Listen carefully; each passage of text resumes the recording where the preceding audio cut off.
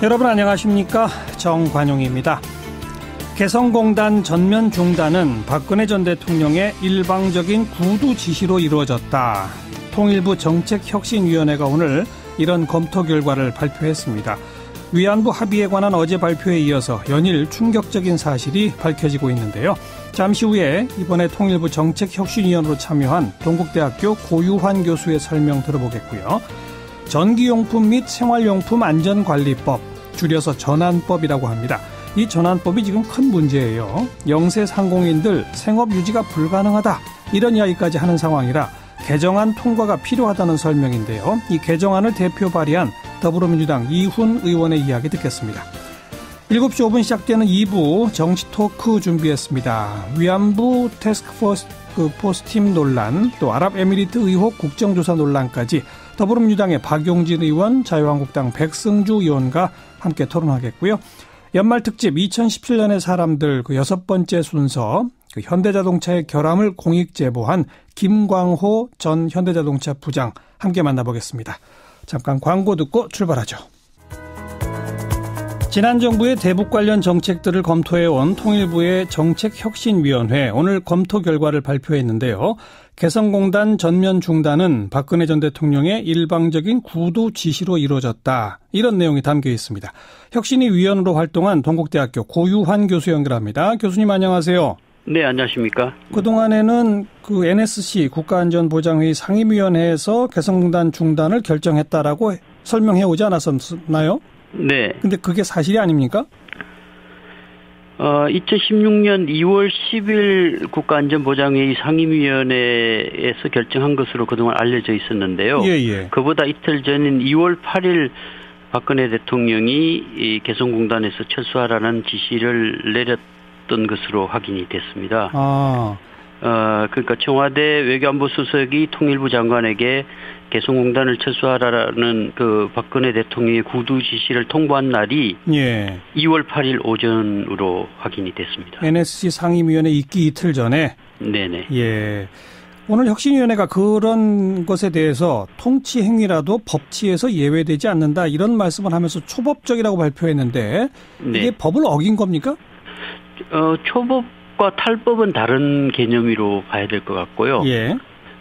남북관계 특성상 주요 정책 결정의 상당 부분은 통치 행위에 해당한다고 볼 수 있겠습니다. 예.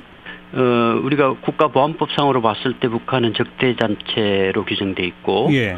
그래서 그동안 이제 남북 정상회담을 추진하거나 대규모 대북 지원을 할 때 대통령의 통치 행위로 이것이 정당화돼 왔었죠. 예.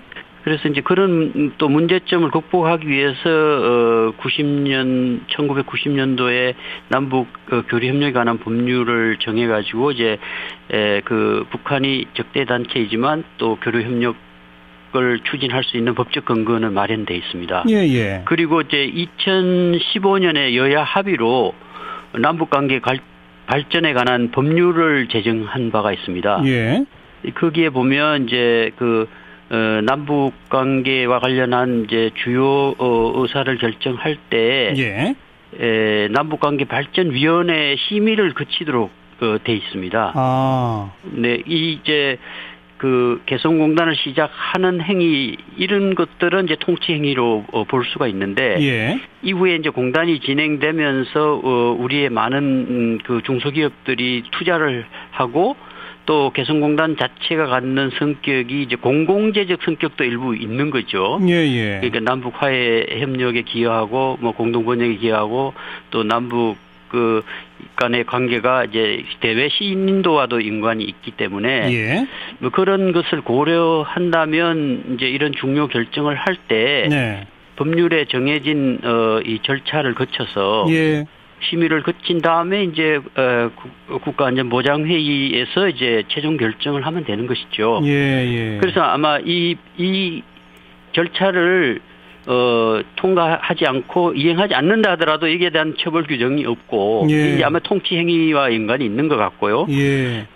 그렇다 하더라도 그 적어도 이 결정 과정이 절차적으로 좀 투명하게 이루어져야 하는데 그 국가안전보장회의에서 결정된 것이 아니라 그 이전에 그 대통령이 이제 결정한 것으로. 그래서 그 당시에도 뭐 비선 개입설 같은 것이 나오고 그랬죠. 그랬죠. 네, 그러니까 정상적이려면 남북관계발전위원회의 심의를 거치고 NSC 상임위원회에서 의결하는 이게 정상적인 거다 이거죠?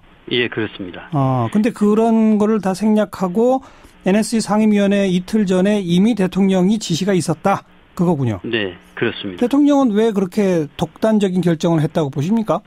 아마 그 당시에 이제 북한이 이 거듭된 경고에도 불구하고 이제 도발을 했었죠. 그리고 특히 2월 7일 날 장거리 미사일 발사가 있었고, 예. 아마 거기에 대한 대응 조치로서 개성공단 그 전면 중단 조치를 결정한 것 같습니다. 2월 7일까지만 하더라도 그 개성공단 그 전면 중단 조치는 결정한 바가 없다고 공식적으로 발표를 한 바가 있었습니다. 예. 조금 아까 언급하셨습니다만 비선 실세 개입설, 최순실 사태 이후에는 최순실이 개입한 거 아니냐 이런 의혹들이 있었는데 그건 뭐 확인된 게 없습니까? 그 절차와 관련해서는 청와대 기록물들이 이제 대통령 기록물로 다 이관된 상황이라 예.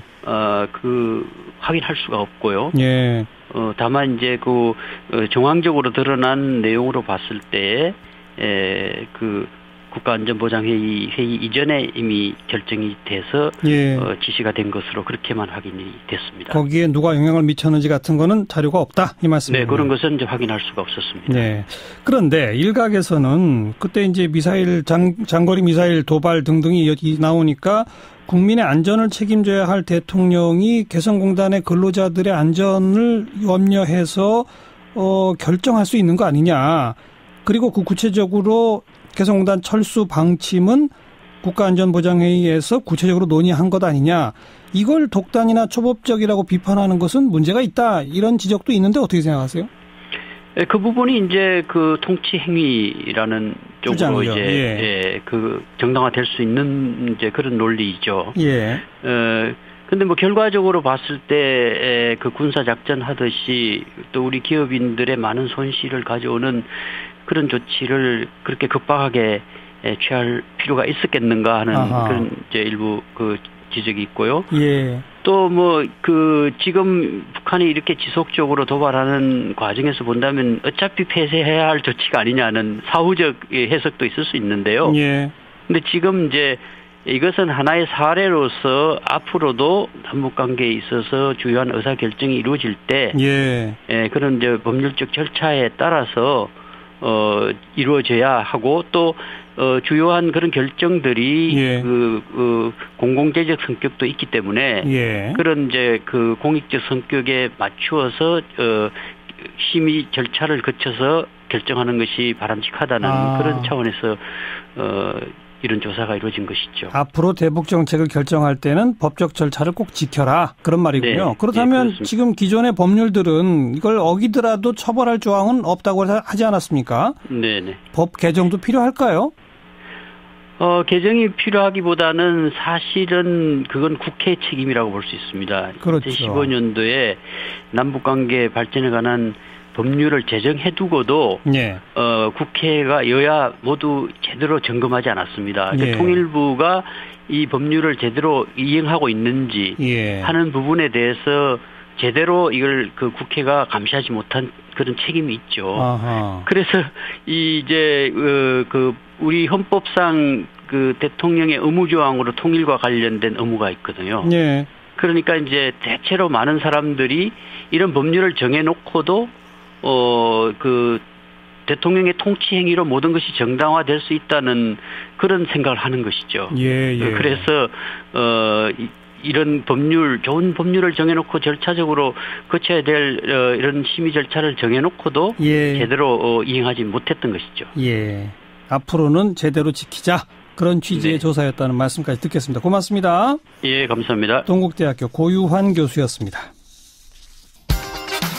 전기용품 및 생활용품 안전관리법, 줄여서 전안법이라고 하는데요. 내년 1월 1일부터 바로 시행될 예정입니다. 근데 이 법이 워낙 문제가 많다는 지적이 많아서 개정안이 지금 국회에 나와 있습니다. 그런데 개정안이 지금 국회에서 처리를 못하고 있죠.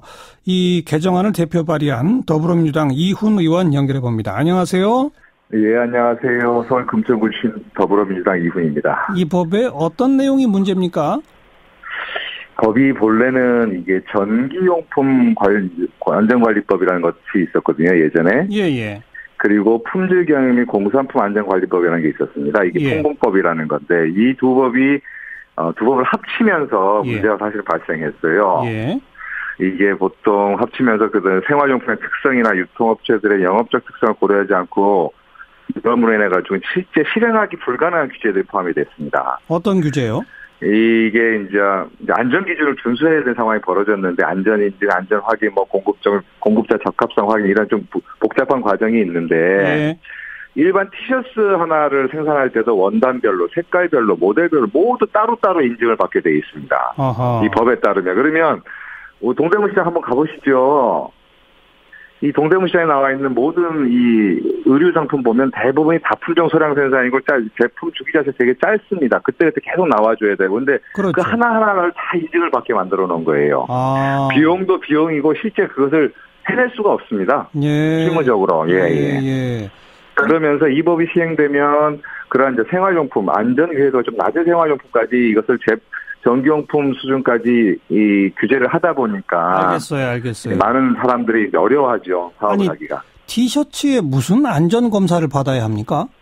이게 보면 티셔츠 같은 경우도 이제 그 염색이 들어가는 게 있고요. 그다음에 티셔츠별로 보면 원단에 따라서 이게 보면은 사람들하고 이 피부에 접촉성이 있지 않습니까? 그렇죠. 예, 이제 이런 것들이 다 검사받아야 된다고 얘기하는 거죠. 근데 그런 특성들을 다 세밀하게 다 확인하지 못하고 사실 법이 합쳐졌습니다. 예.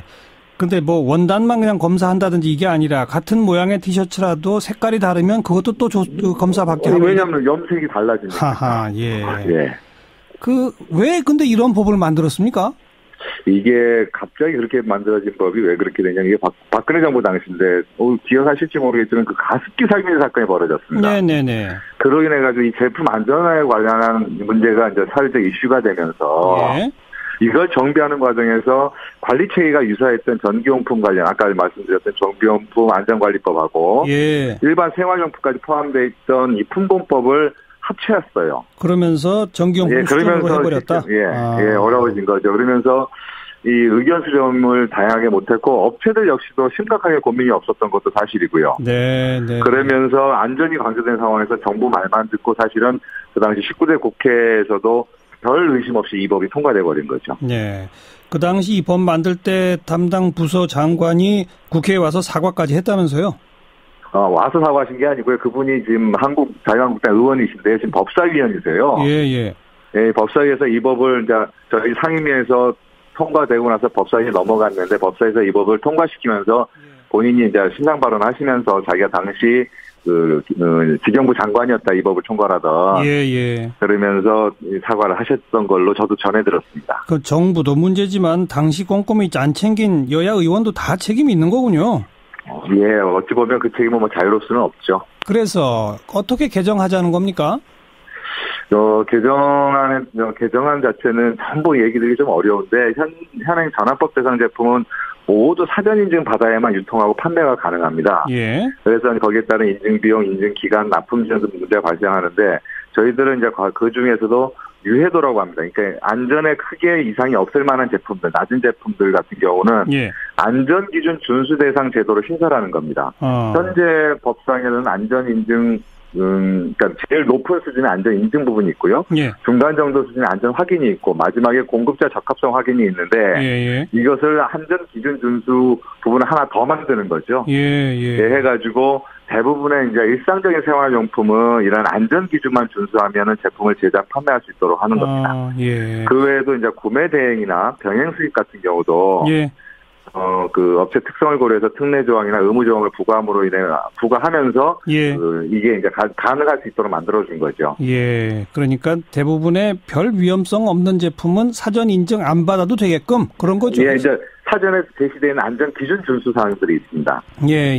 그것만 본인들이 안전 기준 준수를 하면은 다 판매할 수 있도록 하는 거죠. 제작하고 판매할 수 있도록. 그랬다가 이제 나중에 그 기준을 지키지 않은 것이 드러나면 거기에 대해서는 정확하게 이제 처벌하고.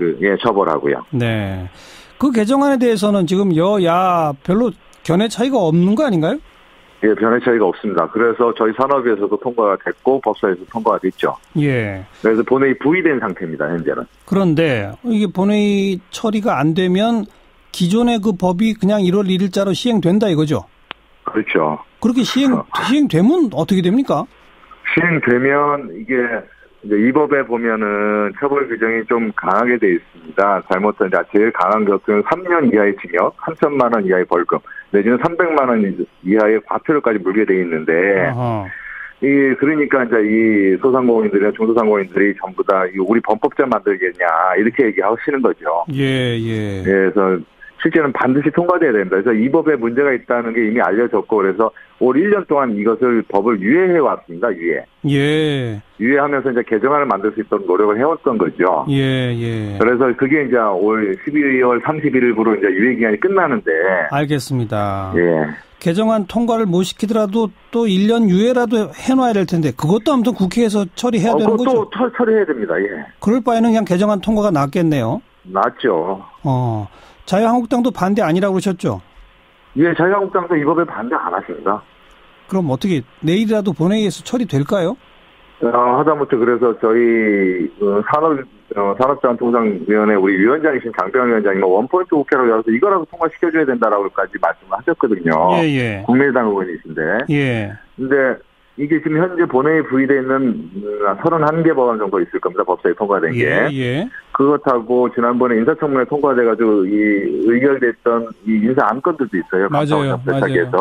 다 여야 합의로 올리는 거거든요. 본회의 보는데 이 상황을 놓고 지금 국회 운영과 관련한 협상이 진행이 되지 못하면서 이것이 지금 처리가 안 되고 있는 겁니다. 이 분리를 해줘야 되는데. 알겠습니다. 이 분리를 안 해주시네요. 만약 처리 못해서 내년 1월 1일부터 시행될 때 국회 차원에서 이 영세상인이나 소상공인들 보호할 장치도 없죠? 장치가 없으니까 지금 당장 만약 지금 현재 1월 9일까지 임시국회가 일단 열려 있습니다. 며칠 여유가 좀 있긴 한데 만약 그 정도 상황이라면은 유일하게 할 수 있는 게 법이 안 되면은 단속을 보류하는 정도밖에 할 수 있는 게 없을 것 같습니다. 행정적으로. 단속 보류는 정부가 그냥 할 수 있는 거겠죠? 그렇죠. 이거 우선 이런 이상한 법을 만든 것부터가 문제인데 빨리 그 결자 해지 차원에서 풀어야죠. 빨리 해야 됩니다. 풀어야 됩니다. 그러니까 볼모를 잡을겠다고 했지 민생을 볼모를 잡으면 안 되는 거죠. 수고하셨습니다. 예, 감사합니다. 더불어민주당 이훈 의원이었습니다. 윤태곤 실장 어서 오십시오. 네, 안녕하세요. 올해가 다 가고 있는데 아직도 국회를 연이 많이 하고 있네요. 그렇죠. 과거 기억해 보시면요. 국회 선진화법이 없을 때 12월 31일 이렇게 해가지고 예산안 통과되면서 법안도 수백 개 확 통과되고 그러지 않습니까? 그렇죠. 다 일사천리로. 근데 이제 올해 같은 경우에 국회 선진화법 이후로는 분리가 돼 있어요. 그럼 예산안 같은 경우에는 우리가 예전에 여러 번 짚었지만은 법 정시하는 이틀인가 넘겼는데 나름대로 무난하게 됐는데 나머지 법안들이 이제 문제인 거죠. 근데 지금 이 올라가 있는 법안들이 쟁점 법안, 말하자면 여야 의견 대립이 된 거냐? 그것도 아니에요. 여야가 다 합의한 법안들. 맞습니다. 무쟁점 법안. 그게 이제 32개 법안이 있고 최재형 감사원장 후보자, 안철상 민유숙 대법관 후보자, 임명 동의안. 이것도 청문회하고 야당도 이 사람들은 괜찮다. 청문 보고서 다 채택한 사람들입니다. 근데 이걸 처리를 못 하고 있는 거죠. 그러니까 다 합의된 건데 왜 못 하는 거예요? 이게 상당히 이상한 일인데요. 이게 싸우는데 왜 싸우냐 이러는 격인데 개헌 특위하고 연동이 되는 거예요. 개헌 특위가 연말로 활동 시한이 끝나는데 이걸 연장하느냐 마느냐 그거. 그런데 이것도 전부 다 연장에 동의 다 하고 있습니다. 근데 이제 그 문구를 민주당은 2월까지는 개헌안을 마련한다. 개헌특위 연장 안에 이걸 넣자는 거고 자유한국당은 2월까지라는 말 넣지 말고 조속히 마련한다. 이렇게 하자는 거예요. 2월까지와 조속히라는 그 글자 차이. 그렇죠. 그게 그렇게 중요합니까? 자, 그러니까 민주당, 국민의당, 바른정당, 정의당 등은 자유한국당도 원래는 그랬는데 지방선거 때 개헌을 하자는 거예요. 하자고 해도 될지는 모르겠지만 자유한국당은 그렇게 못한다는 거 아닙니까? 홍길표 대표 이후로. 그럼 자유한국당을 빼고 하면요? 물리적으로는 가능하죠. 과거에 그렇게 많이 했지 않습니까? 정세균 의장도 정족수가 되면은 본회의 소집할 수 있다 이러는데 이건 국민의당이 반대예요. 국민의당이 그건 또 왜 반대예요? 일단 뭐 한나라당 패싱을 하는 게 옳지 않다. 한국당 패싱. 예, 자유한국당 110여 석이나 되는데 여당이 설득을 해서 데리고 와라는 것이고 이 좀 속내를 들어보면은 민주당이 한국당을 패싱하고 민생법안 감사원장 대법관 인사를 처리하자는 것은 내년에 있을 개헌 논의를 꼬이게 할 우려가 있다. 김동철 원내대표가 이렇게 말했어요. 개헌 논의를 꼬이게 한다. 예. 이게 무슨 말이냐면은 지금 법안 처리하고 별개로 만약에 자유한국당 전체가 당론으로 반대하면 개헌은 안 됩니다. 안 되죠. 100석이 넘으니까. 과거 탄핵 투표하고 유사한 이거는 형국이거든요. 구조가.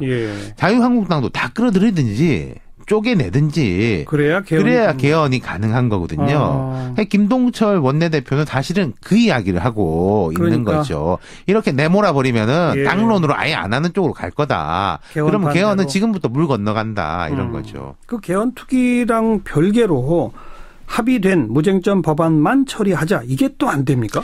우원식 원내대표가 지금 그 이야기를 하고 있어요. 근데 이제 자유한국당에서 못 받아들이는데 저는 그게 합리적이라고 생각하는 게 자유한국당 입장에서도 그렇습니다. 아까 자유한국당이 반대하면 개헌 안 된다고 했잖아요. 그러니까요. 개헌 특위조차도 자유한국당이 안 들어가고 반대하면은 이게 이루어질 수가 없어요. 그렇죠. 그러니까 지렛대는 자유한국당이 가지고 있는 거거든요. 그러니까 이게 합의한 법안 처리를 동참한다고 해서 예를 들어서 여당이 이렇게 나 몰라라 하고 버틸 수가 없는 사안이거든요. 이거는. 그렇죠. 지금 대통령이라든지 청와대에서는 개헌하겠다라고 하니까 오히려 자유한국당이 좀 강자 입장에 서 있기 때문에 법안 처리는 해줘도 된다는 거죠. 어찌 됐건 여야 원내 지도부가 계속 물밑 접촉을 하고 있는 것 같으니까 사실상 내일 하루지 않습니까? 주말이니까. 본회의 열릴지도 모르겠습니다. 각 당은 어쨌든 의원들한테 외유 나가지 마라. 지방에 멀리 가지 마라. 서울 주변에 다 있더라. 대기시켜놓고 있는 상황입니다. 저는 열릴 거라고 봐요. 저도 그렇게 기대합니다. 그래서 무쟁점 법안은 통과시킬 거라고 봐요. 그러기를 기대해야죠. 수고하셨습니다. 감사합니다. 윤태곤 실장이었습니다. 시사잡기 1부 마치겠습니다. 잠깐 뉴스 들으시고요. 7시 5분에 다시 뵙죠.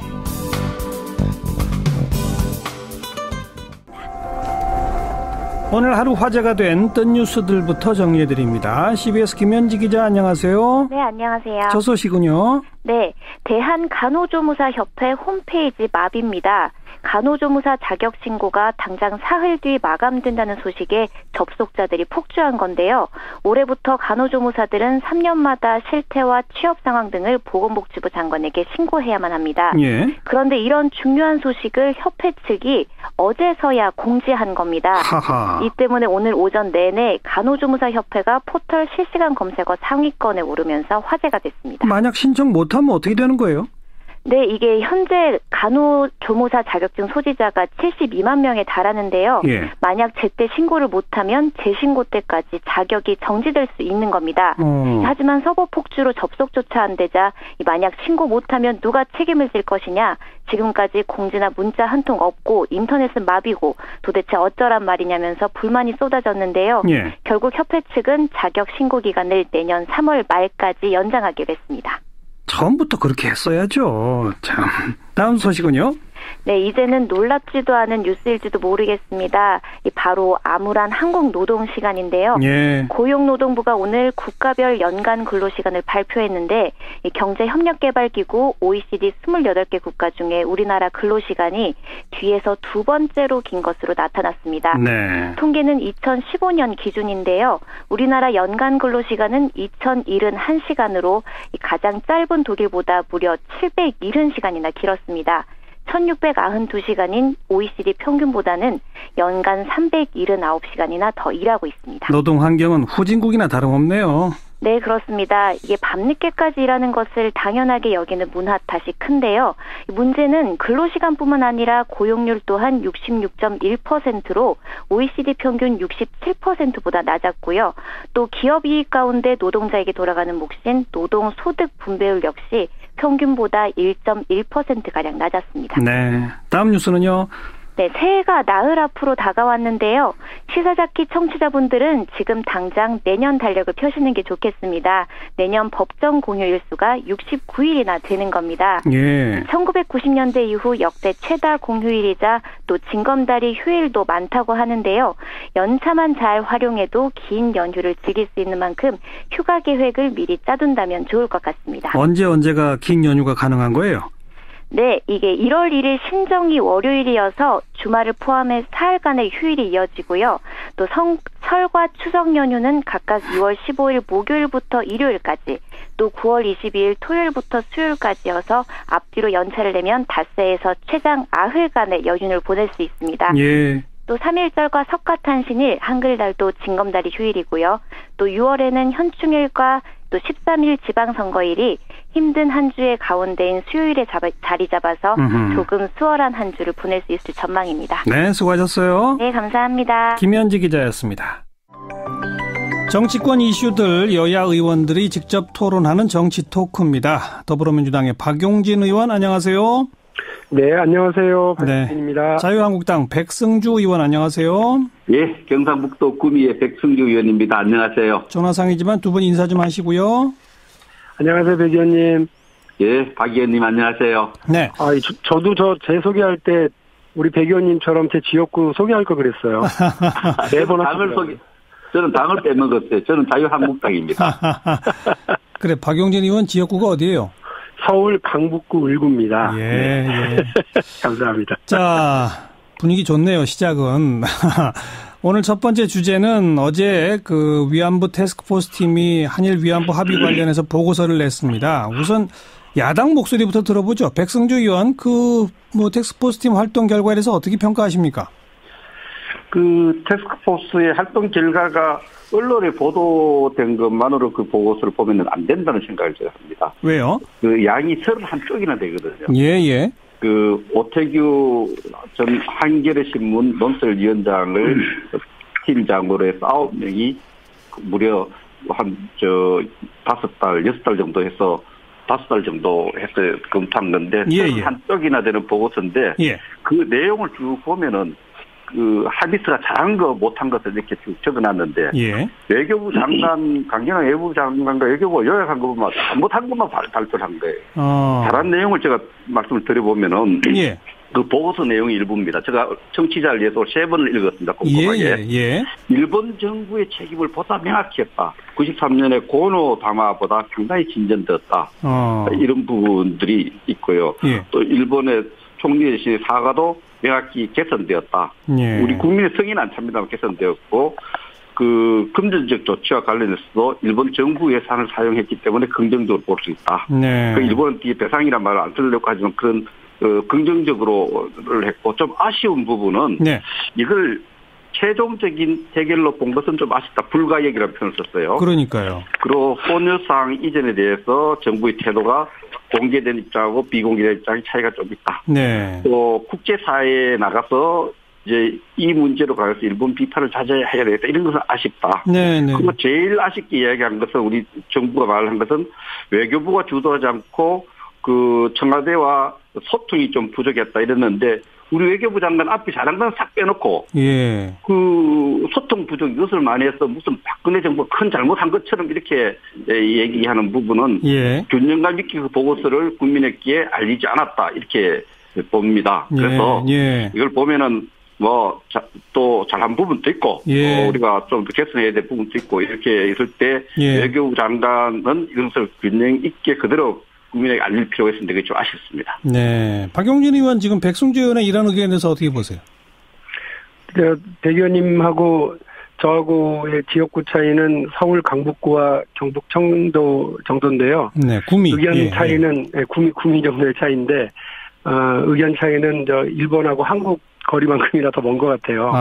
지금 말씀하신 것처럼 책임을 명확하게 했다. 총리 사과가 좀 더 진전이 있었다라고 하는 부분은 그 사실만 보더라도 조금 그렇게 후하게 평가하실 문제는 아닌 것 같아요. 왜냐하면 위안부 합의 직후에 그 일본의 외상이 박근혜 대통령에게 아베 신조 총리의 사과 뜻을 대신 전한 게 전부예요. 이런 거를 좀 더 좋아진 것으로 평가하고 그거를 흡족하게 생각하시는 것 자체가 저랑 거리가 멀고 또 하나는 이제 금전적인 문제에 있어서 일본 정부의 예산이었다라고 하는 것을 또 강조를 하시는데 정작 피해자인 당사자 아무런 소통도 없이 우리 국민들에게 어떠한 이해도 구하지 않고 했었다는 것 자체가 저는 잘했다고 하시는 것의 가장 큰 문제점들을 다시 짚어주는 부분이라고 보고요. 이 합의에서 특히나 우리 정부가 우리 국민을 속인 게 문제인 거죠. 이면 합의가 있었느냐? 전혀 없었다라고 얘기를 몇 번을 했었거든요. 그 이면 합의의 내용이라고 하는 게 창피할 정도라고 받아들일 수밖에 없고 아까 배 위원님도 말씀하셨습니다만 외교부가 마치 주도를 한 것처럼 발표를 했는데 실제로는 대통령 지시하에 대통령의 진두지휘하에 국정원의 국정원장이 직접 했었던 거 아니겠습니까? 그렇죠. 이런 방식으로 하고 정치적인 어떤 이유 때문에 조급하게 쫓겨서 이렇게 허겁지겁 합의를 하는 것 자체가 그리고 이런 불합리하고 창피한 합의를 만들어내는 것 자체가 저는 지금 이 부분은 잘했다, 이 부분은 못했다 이렇게 구분해서 말씀하시기조차도 알겠어요. 밖으로 그 두 분의 어쨌든 그 합의 과정에 대한 평가를 들어봤는데 청취자들한테 제가 그걸 바로 잡아야 될 부분이 있습니다. 제가 말씀드린 내용은 저희 평가 내용이 아니고요. 데스크포스트의 평가다. 해당되는 보고서의 내용들입니다. 이게 30쪽 내용인데 그게 참여한 분들이 한겨레 신문 전 논설위원장 실장이 대표고 선미라 인권재단 이사장님, 조세영 종서대학 등등 9분이 보고서 내용에 제가 이야기한 전달하듯이 청취자들 전달한 내용이 그대로 들어있습니다. 이런 부분은 잘 되었고 이런 부분은 아쉽다. 이렇게 해놨고요. 그 마지막 부분이 굉장히 인상적인데 마지막 그 문장이 어떤 얘기 들었냐면 외교라는 것이 한쪽이 원하는 것을 다 반영할 수 없는 그런 상대방이 있는 만큼 애초에 세웠던 목표와 기준 검토가 제기되었던 모든 걸 다 할 수는 없다라고 한계도 명시해놨어요. 그 30쪽의 보고서를 제가 내용을 추가해서 전달 안 된 부분을 전달해 드리는 겁니다. 이왕 말씀하신 김에 백성주 의원 지금 일본 정부는 강하게 항의하고 있지만 오늘 문재인 대통령의 표현에 따르면 정부는 일본과의 재협상 쪽으로 가는 듯한데 앞으로 어떻게 해야 한다고 보시는지까지 말씀해 보시죠. 그래서 일본 아베 총리는 1mm도 바꿀 수 없다는 이야기고 우리 대통령은 재검토를 해야 된다 했는데 우리 정부가 유의할 점은 우리가 좀 살펴볼 점은 이것을 무효하지는 않았습니다. 발표에서도 아직은요. 여러 가지 문제는 있지만 그래서 이 문서 성격도 그 보고서에 적혀 있습니다. 이 문서는 양국 외교부 장관이 합의하고 양국의 우리 대통령과 일본 총리 대신이 추인한 거기 때문에 조약이 아니다. 국제 비준으로 조약이 아니기 때문에 그 내용에 불만이 있으면 제가 볼 때는 재검토할 수 있다고 봅니다. 다만 일본 아베 총리는 당시 이 문서를 만들 당시의 총리고 우리 대통령은 거기서 비판적 입장을 가진 새로운 대통령인 거죠. 그렇죠. 아베 총리가 있을 때는 이게 재검토하기가 외교적으로 엄청난 한일 간의 그 마찰을 감내해야 재협상이 되지 않겠나 보는데 그 문서 성격으로 봐서는 문제가 있으면 가는 거지. 그리고 이 합의 자체가 그 일본 정부의 지도자들이 진정성 있는 반성이 없으면 문서로서는 의미가 없습니다. 진정성 있는 반성이 있을 때까지는 계속해서 우리가 일본의 반성과 사과를 요구해가는 게 필요하다고 생각합니다. 재협상도 가능하다고 본다. 그런 말씀이네요. 곽영진 의원 여기는 별로 견해 차이가 없을 것 같은데요? 네, 저는 백승주 의원님 의견에 환영을 하고요. 왜냐하면 그 자유한국당 수석 대변인의 논평을 보면 저렇게 발표한 것 자체에 대해서 기회주의적인 행동이다. 안보 위기를 초래할 수 있다. 악수다. 지혜롭지 못한 선택이다. 이렇게 그냥 비난만 해놓으셨더라고요. 그런데 문제가 있었다고 하는 것을 확인해야 백승주 의원님처럼 그 문제를 개선하기 위한 어떤 방향과 조치도 가능한 거 아니겠습니까? 그래서 저는 우리 정부가 이 부분에 대해서 여러 고민 끝에 그 조사를 하고 발표를 하게 된 것까지를 문제 삼을 필요는 없다고 봐요. 남은 건 그 정부 간에 국가 간에 이런 합의 과정이라는 게 있었던 건데 이 부분에 대해서 어떤 방식으로 재논의를 할 건지 재협상을 할 건지 또 새로운 합의에 도달하게 할 건지에 대한 고민을 정부가 많이 할 거라고 봅니다. 다만 문재인 대통령이 오늘 말씀하신 것처럼 피해자를 중심에 두고 국민과 함께하는 외교를 원칙으로 해서 후속 조치를 세워나가겠다고 하는 방향이 맞다고 보고요. 예. 그 부분에서 여야 나뉘어서 싸울 게 아니라 예. 우리 정부가 일본에게 보다 당당하고 보다 진정한 사과를 받아내서 알겠습니다. 한일 간에 밝은 미래를 만들어 나갈 수 있도록 힘을 좀 모아주는 게 좋겠다고 생각을 합니다. 적어도 두 분 의원의 견해상에서는 뭐 재검토 그리고 재협상 또 일본에 대한 계속된 사과와 배상 요구 가능하다. 여기에는 목소리가 일치하는데 다만 외교 현실상 지난번 합의에 대해서 좀 잘한 건 잘한 대로 뭐 부족한 건 부족한 대로 균형 있게 보자는 의견과 온통 잘못한 게 너무 많다. 이렇게 그 견해 차이는 좀 거기서 드러난 것 같아요. 이 주제는 이 정도 토론하고 또 하나가 조금만 더 말씀하세요. 예, 그러세요. 백성주 의원. 예, 이 문제를 아주 보고서를 진짜 균형 있게 해석을 하고 이 문서를 가지고 이전 정부의 직전 정부를 정치적으로 보복하는 사용해서 안 됩니다. 한일 관계에 우리 대외 정책에 도움되는 방향을 활용해야 된다 이렇게 생각합니다. 예. 전임 정부 공격이 아니라 한일 관계 미래를 향해서 사용하자 그 말씀이죠? 그렇습니다. 거기 또 박용진 의원 뭐 별 견해 차이 없을 것 같아요. 예, 두 말하면 잔소리입니다. 알겠습니다. 두 번째 주제는 계속 쟁점이 되고 있는 임종석 청와대 비서실장의 그 아랍에미리트 방문 논란인데 지금 자유한국당은 국정조사 하자고 하셨네요. 왜 필요하다고 보십니까, 백승주 의원? 국회의원들 4분의 1 이상 요구가 있으면은 이 특별위원회를 통해서 국정조사를 할 수 있도록 국회 권한이 돼 있대 국회의 고유 권한이고요. 예.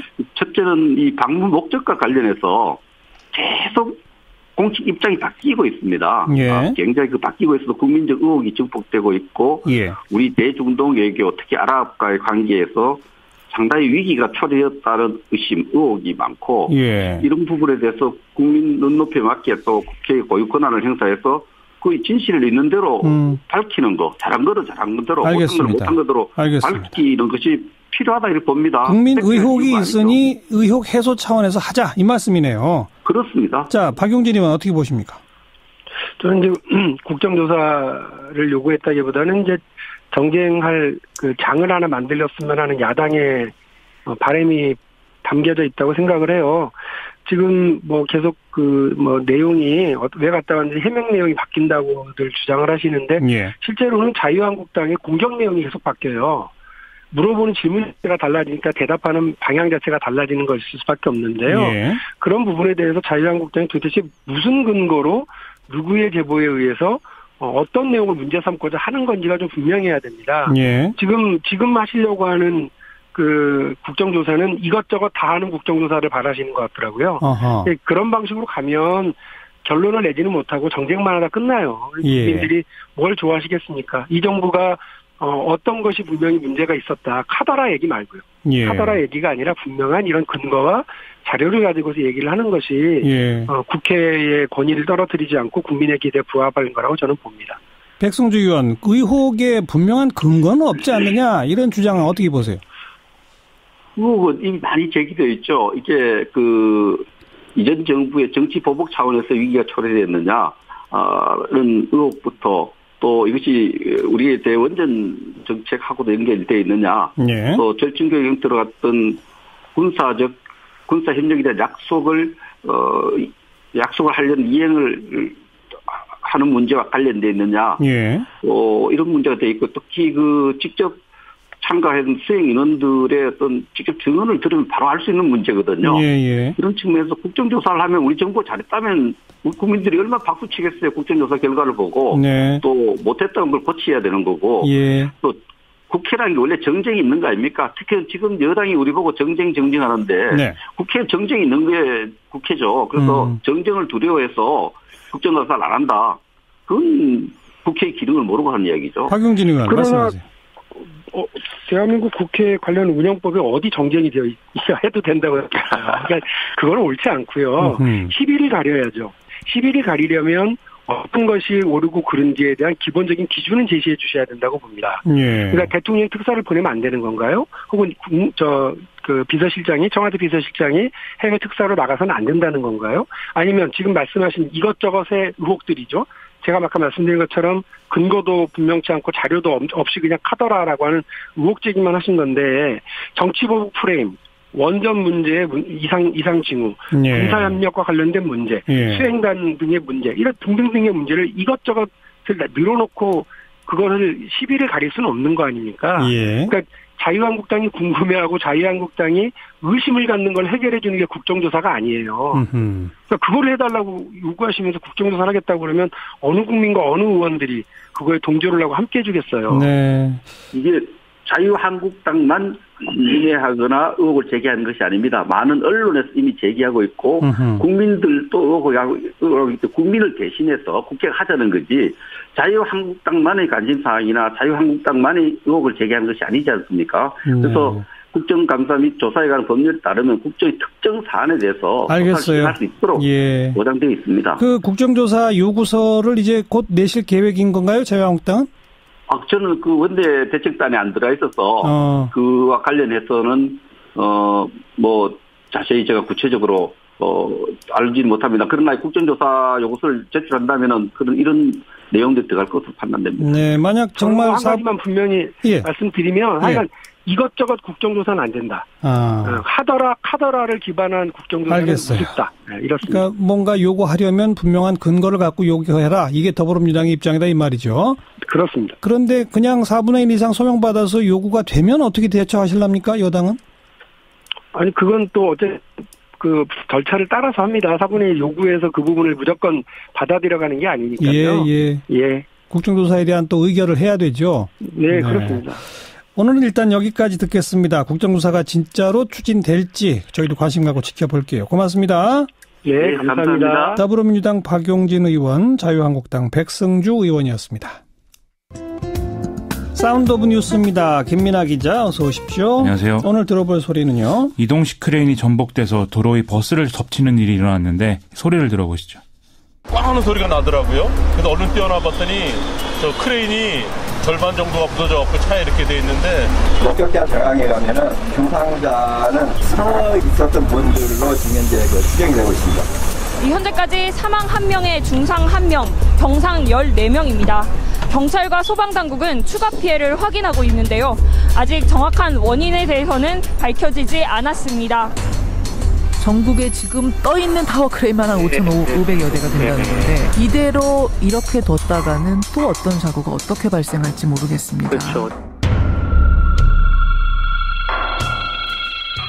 오늘 사건 내용 좀 다시 정리해 주세요. 오늘 오전 9시 40분께 서울 강서구 등촌동 건물 철거 현장에서 이 대형 크레인 구조물이 넘어져서 시내버스를 덮쳐서 승객 1명이 숨지고 총 15명이 다친 사건입니다. 네. 이 중 1명은 중상을 입어서 치료 중이고 나머지 14명은 다행히도 비교적 경상에 그쳤다고 하고요.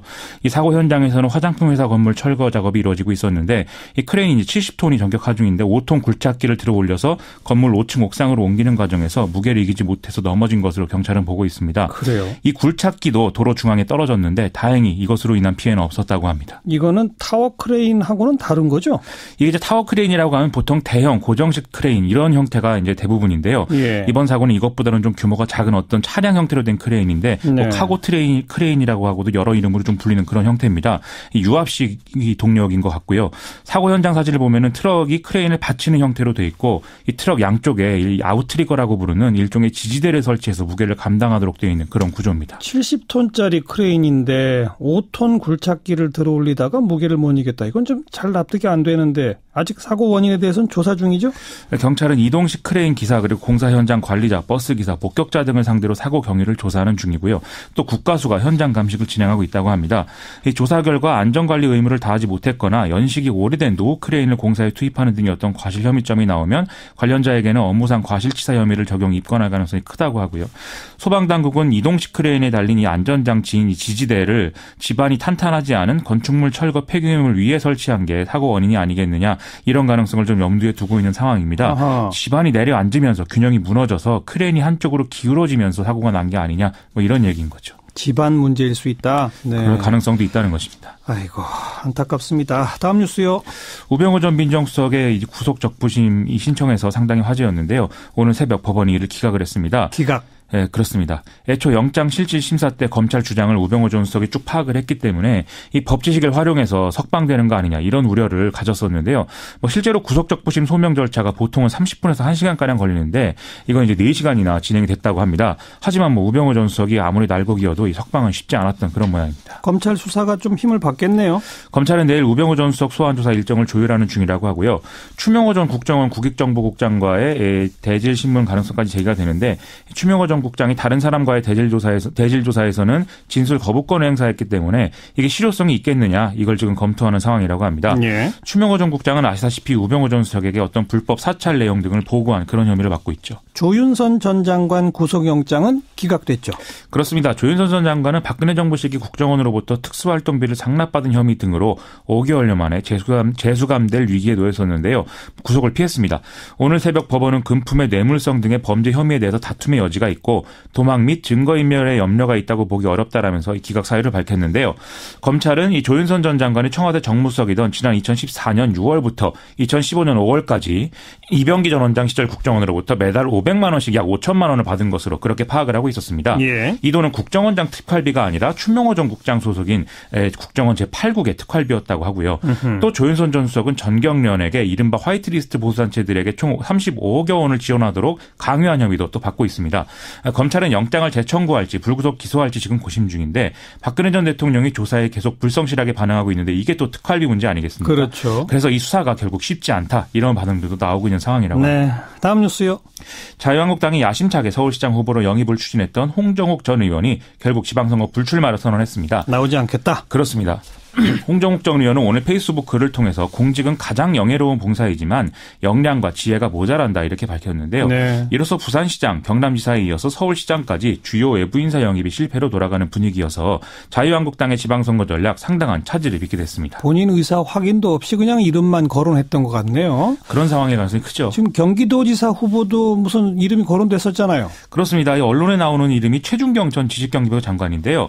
과거에 임창열, 김진표 전 경제부총리 들이 출마했던 걸 연상시킨다 이런 얘기들도 했었죠. 예. 그런데 최준경 전 장관이 출전할 경우에 과연 경쟁력이 있겠느냐 이건 좀 생각해볼 문제다라고들 하는 얘기도 많은 것 같습니다.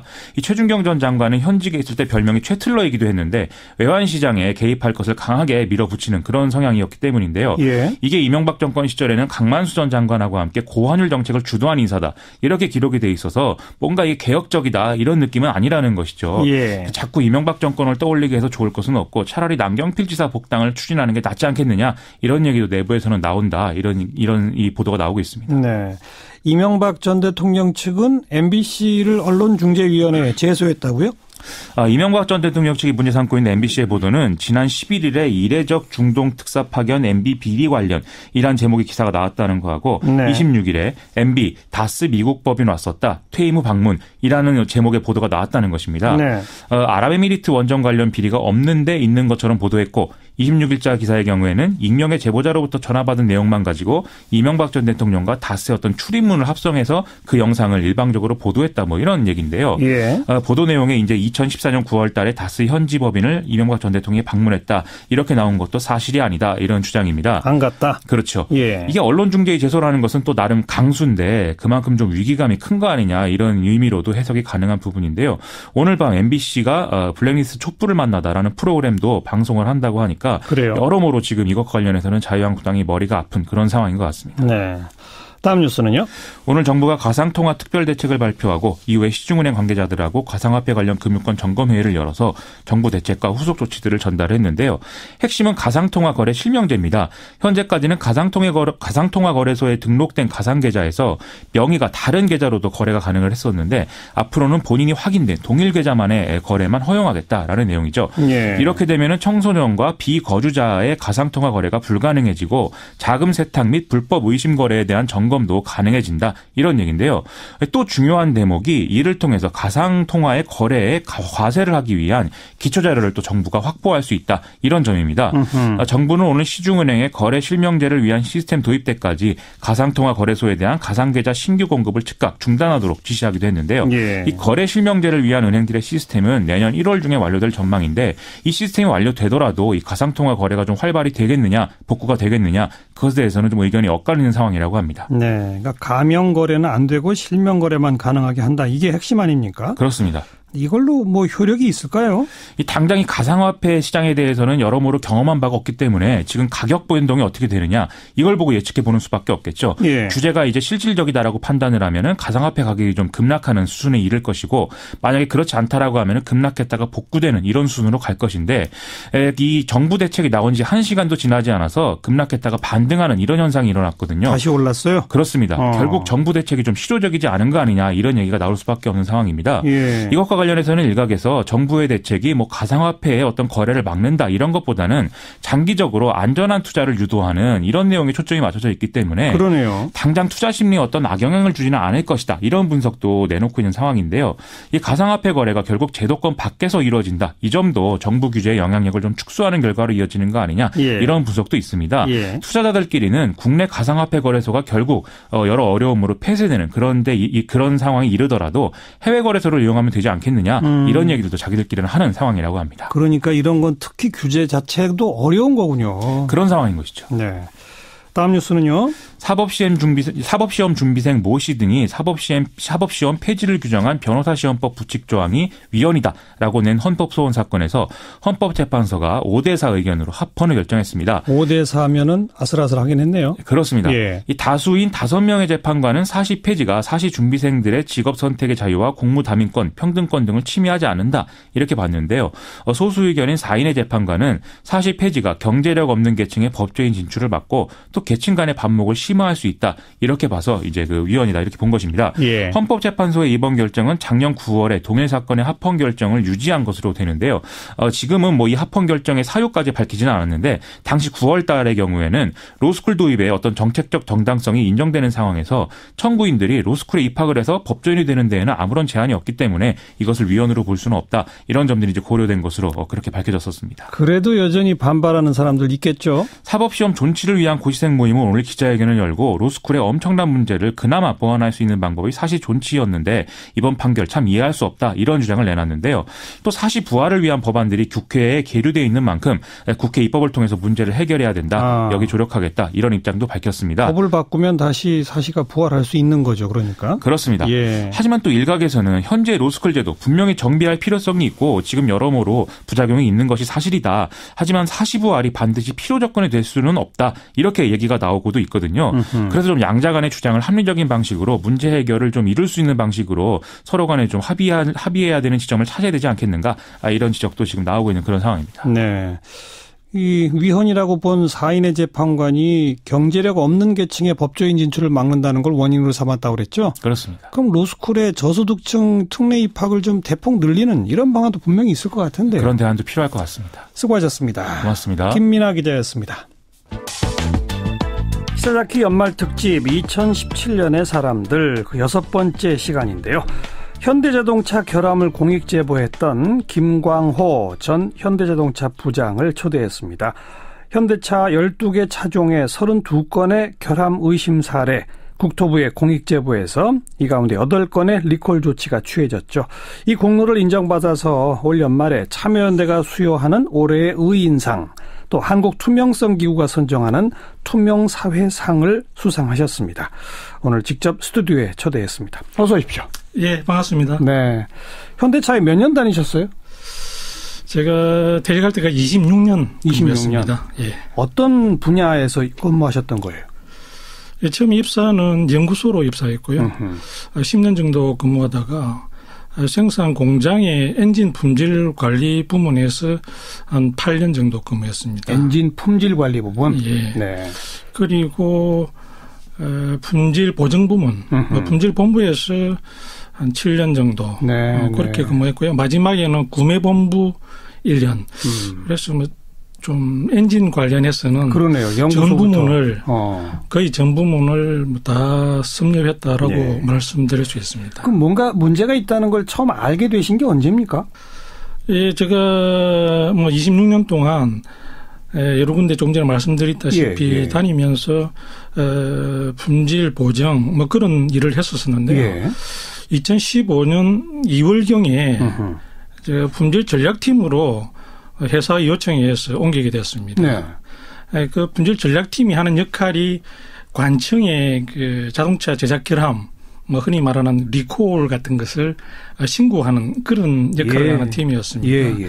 뭐 거기에 근무하면서 자연스럽게 제가 파워트레인 담당하면서 관청에 신고도 하고 답변도 하고 하는 그런 과정에서 뭐 제작 결함을 좀 법규대로 자동차 관리법대로 신고를 안 하고 좀 무상수리라든지 보증기간 연장이라든지 뭐 그런 식으로 변칙적으로 처리하는 것을 제가 실제로 그런 일을 이제 담당하면서 이거는 아닌 것 같다. 네네. 제가 회사에 일을 하러 온 것이지 일 자체가 불법인 것은 제가 정말 이건 아닌 것 같다.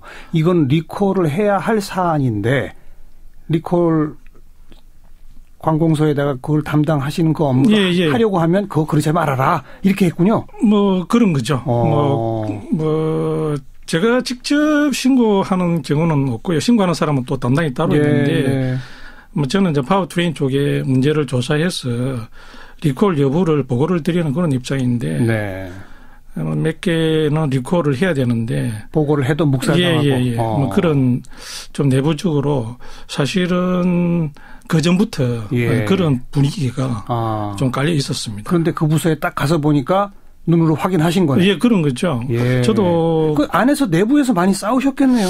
그 팀에 있을 때는 그러니까 그 팀 가기 전에는 그 팀에서 그런 정도로 그 불법적인 어떤 역할을 하는지는 모르셨고 사실은 짐작까지 못했습니다. 근데요, 가서 딱 보고 가서 보니까 너무 그 거의 관행이다시피 거의 뭐 국내 같은 기준으로는 90% 이상을 신고를 안 하고 그 보통 그 무상수리라고 그럽니다. 그렇죠. 문제 있으면 차를 고치는 주는데 그 정상적인 어떤 절차를 밟지 않고 하는 것을 제가 일을 했었죠. 그런데 이제 그 부서에 가서 이러면 안 됩니다. 이건 리콜해야 합니다라고 말을 하셨을 거 아니에요. 그랬더니 안에서 어떤 반응이 나왔습니까? 제가 한 6개월 근무하면서 뭐 이런 일 자체가 저도 엔지니어였기 때문에 도저히 이제 적성에도 안 맞고 이제 불법적인 일은 더 이상 제 양심상 못 하겠다. 그래서 사실 그런 분위기에서 같이 일을 하면서 그 조직 내에서 이야기를 한다는 것은 좀 어려워요. 어불성설입니다. 전부 다 어제도 그렇고 지난해도 그렇고 매일같이 그런 일을 하고 있는 분위기에서 제가 나서서 이런 문제제기 할 수 없는 분위기였습니다. 그래서 제가 인사실에 먼저 찾아갔습니다. 제가 이런 일을 하고 있는데 이게 불법적인 일이기 때문에 좀 다른 팀으로 가서 일을 하고 싶다. 옮겨달라고 이야기를 했는데 거절당했죠. 그래서 제가 마지막으로 할 수 있는 선택이 감사실입니다. 대한민국에 감사원이 있듯이 있죠. 감사실이 그런 어떤 내부 비리라든지 어떤 그런 것들을 조사해서 처리하는 그런 기관이기 때문에 얘기했더니 감사실이 찾아 이야기를 하니까 뭐 다 2시간 동안 이야기를 듣고 제가 가져간 증빙 자료도 다 뭐 챙기고 조사해서 결과를 알려주겠다. 뭐 그렇게 제가 답변을 드렸습니다. 그리고요. 조사한 결과는 어떻게 됐어요? 그리고 조사 결과를 제가 받지를 못했습니다. 뭐 어떻게 조사를 하겠다는 이야기도 못 들었습니다. 제가 그리고 그래서 한 달 후에 지금 조사하기 위해서는 내부에서 근무했던 사람의 어떤 그런 제보가 필요한데 내가 추가로 좀 더 말씀을 드려야 될 것 같은데 제대로 조사를 하기 위해서는 좀 왜 부르지 않느냐. 그랬더니 이제 그 당시에는 제가 부서를 옮겼습니다. 더 이상 나는 여기서 일을 못하겠다. 그래서 제가 구매본부의 협력업체 분별 강화팀으로 옮겼습니다. 옮기고 나서 이제 그렇게 이야기했더니 뭐 감사실에서 답변이 당신은 새로 옮긴 팀에서 열심히 일해라. 나머지는 우리가 알아서 하겠다. 그게 알겠습니다. 마지막 답변이었습니다. 결국 안에서는 안 된 거예요. 그리고 이제 그 자료들을 가지고 고민을 많이 하셨을 것 같아. 이거 외부에 알려야 할까 말을까 고민 많이 하셨죠. 고민 많이 했죠. 제가 뭐 거의 1년 동안 거의 새벽 2시 정도 되면은 잠이 깼습니다. 아이고. 그 1년 동안 제 혼자서 고민했죠. 이걸 다른 사람하고 의논할 수 없는 내용이었습니다. 뭐 동료들이 전부 다 그 자동차 직원들이었고 제가 의논할 상대가 없었습니다. 그래. 1년 동안 그렇게 새벽 2시마다 잠 깨면서 고심하다가 그래 결심했다. 어떤 계기로 결심하시게 됐어요? 제가 뭐 긴 시간 동안 고민하면서 이런저런 제 나름대로 해야 될 이유를 갖다 고민해 봤습니다. 할 수밖에 없는 이유가 뭐냐. 이게 쉬운 일이 아니고 어디 보면은 희생이 따르는 일인데 제 스스로를 설득을 시켜야 이게 시작이 되니까. 네. 그러면서 제가 이것저것 여러 가지 이유를 생각해 봤는데 네. 제가 결국에 이런 생각이 들었습니다. 제가 그 당시에 25년간 현대자동차에서 상당히 고시급의 월급을 받았는데 네. 그 월급을 회사에서 뭐 경리 쪽에서 줬지만은 그 돈이 결국에는 소비자들 주머니에서 나온 것인데 그렇죠. 그 소비자들이 위험하다는 걸 내가 알고 있는데 내가 그것을 내마저도 그냥 눈 감아버리면은 제가 정말 그 영원히 네. 후회할 것 같은 생각이 들더라고요. 네. 그러면서 지금은 내가 좀 후회하는 정도로 눈만 감으면 되지만은 제가 저도 20, 30년 후에 이 세상을 떠나야 될 것인데 네. 그 시점쯤 되면은 지금 이 시대를 이 상황을 제가 회상하면서 땅을 치고 후회할 것이다. 네. 그렇게 저를 사실은 설득을 시킨 것이죠.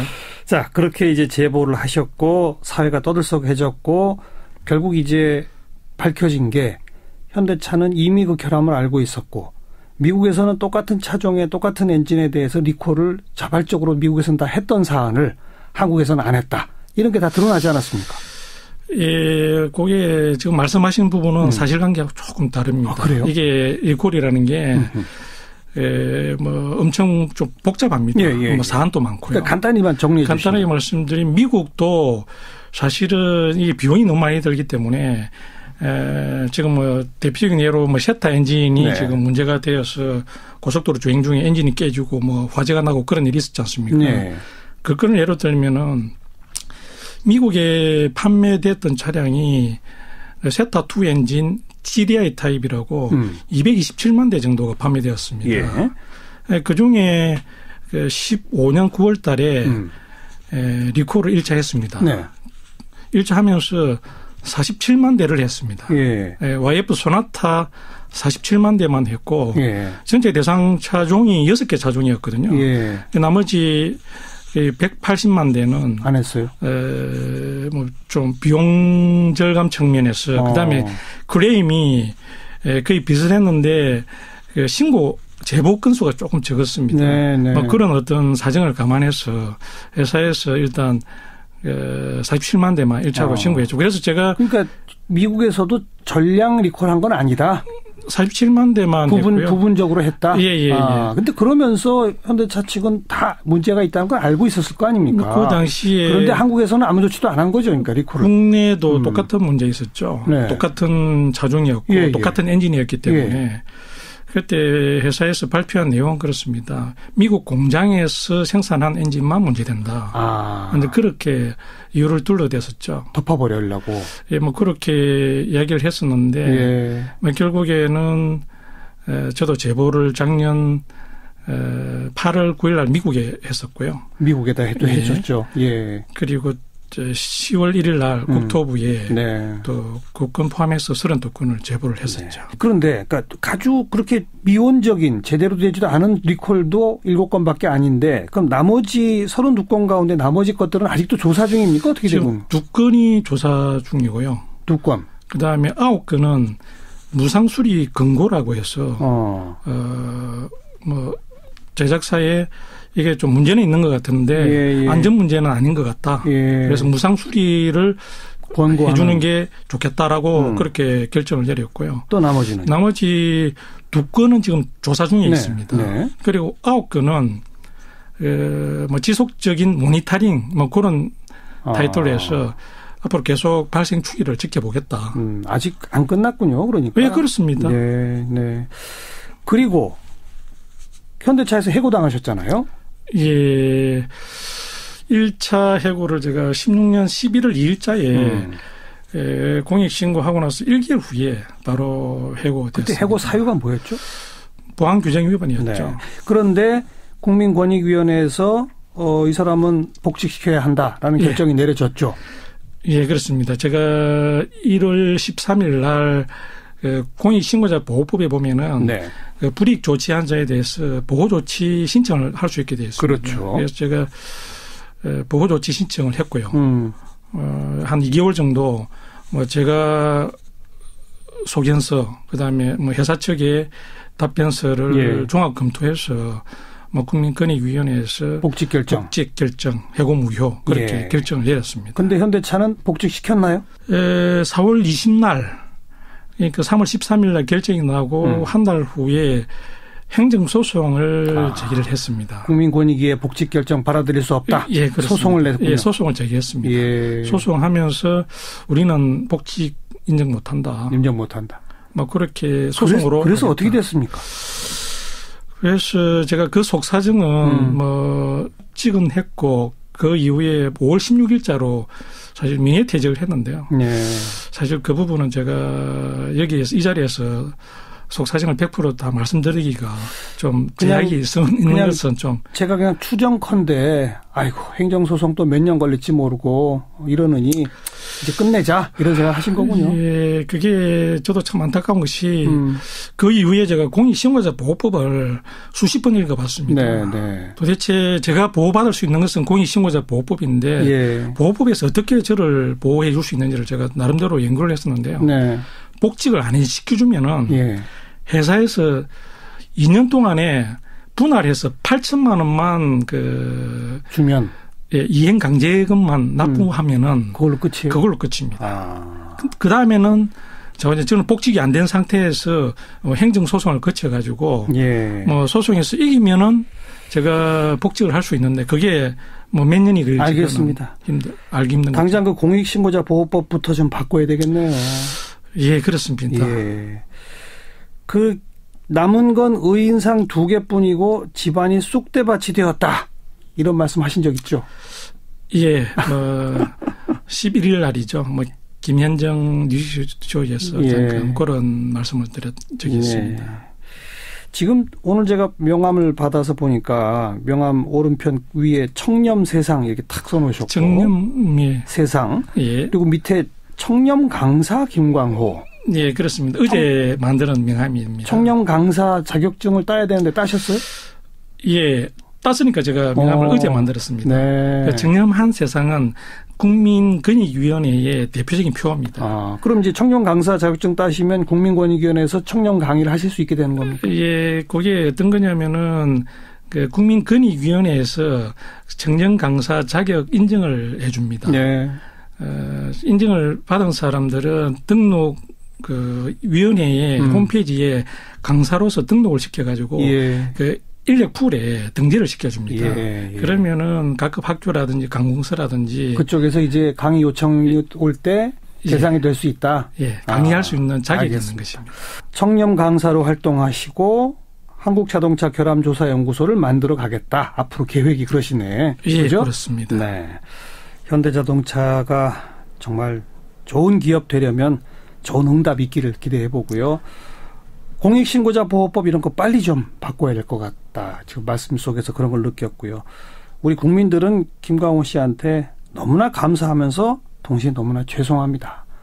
오늘 고맙습니다. 예, 감사합니다. 2017년의 사람들 현대차의 김광호 전 부장 함께 만났습니다. 시작기 오늘 여기까지입니다. 내일 다시 뵙죠. 안녕히 계십시오.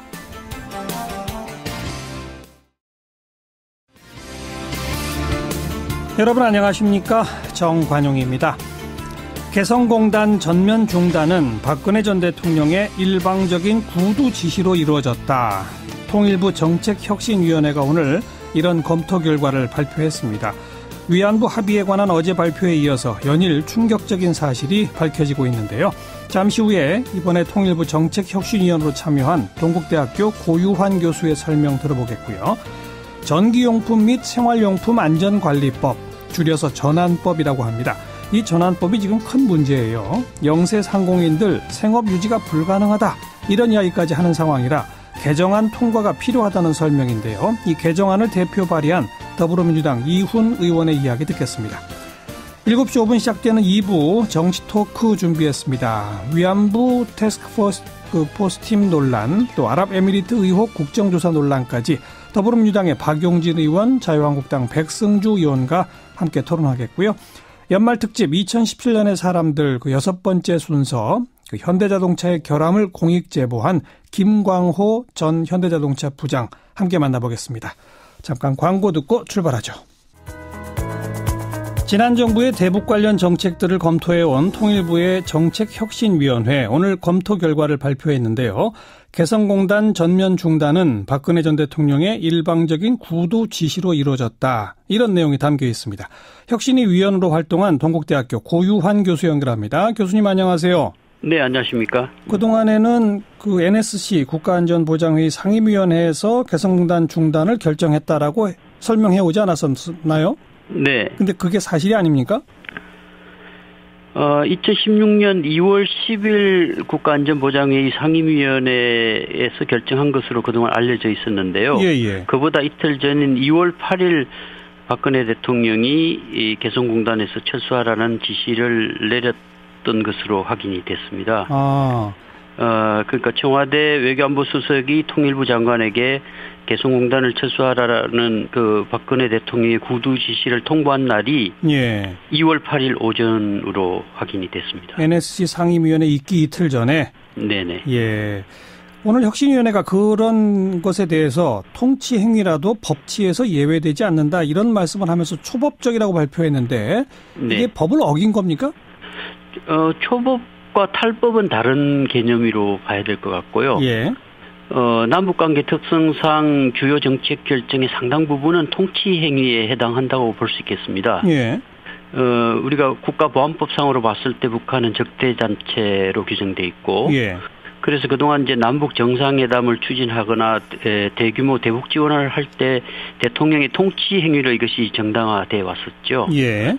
그래서 이제 그런 또 문제점을 극복하기 위해서 1990년도에 남북 교류 협력에 관한 법률을 정해가지고 이제 그 북한이 적대 단체이지만 또 교류 협력을 추진할 수 있는 법적 근거는 마련돼 있습니다. 예. 그리고 이제 2015년에 여야 합의로 남북 관계 발전에 관한 법률을 제정한 바가 있습니다. 예.